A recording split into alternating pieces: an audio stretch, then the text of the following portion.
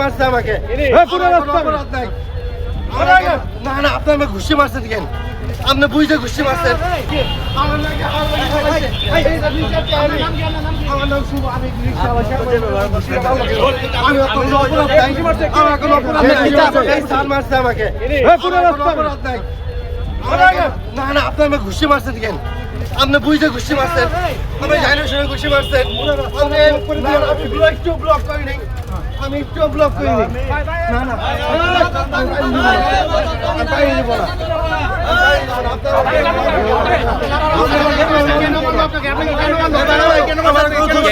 আমি গাড়ি এদিকে ঢুকাইছি, ঠিক আছে? তাও হইলো ওই যে এই ভাইটা বলো, এই ভাই হলো বলতে মানি ব্যাগ নাই, ভাড়াটা নিয়ে এসে ওখান থেকে ওই দিক থেকে ঢুকাইছি।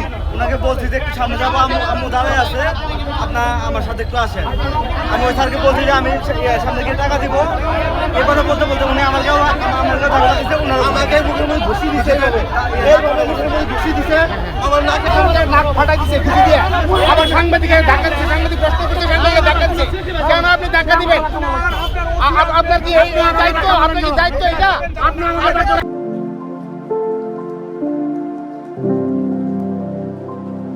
নাকি অন্য কাজ করতে পারেন?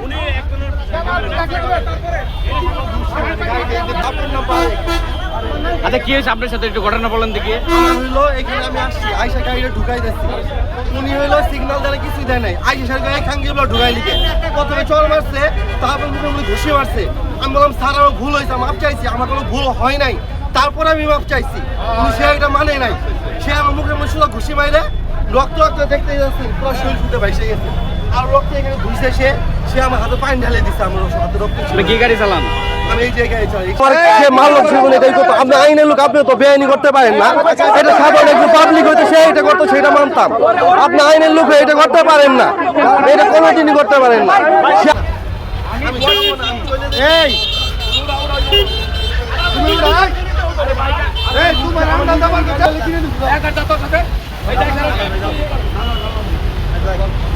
ট্রিটমেন্ট করে আবার নিয়ে যাবেন। তাকে নাক ফাটাই দিলেন কেন? এটি বলেন, আপনি বলেন। আপনি আইনের লোক বেআইনি কাজ করেন না। আপনি আইনের লোক হয়ে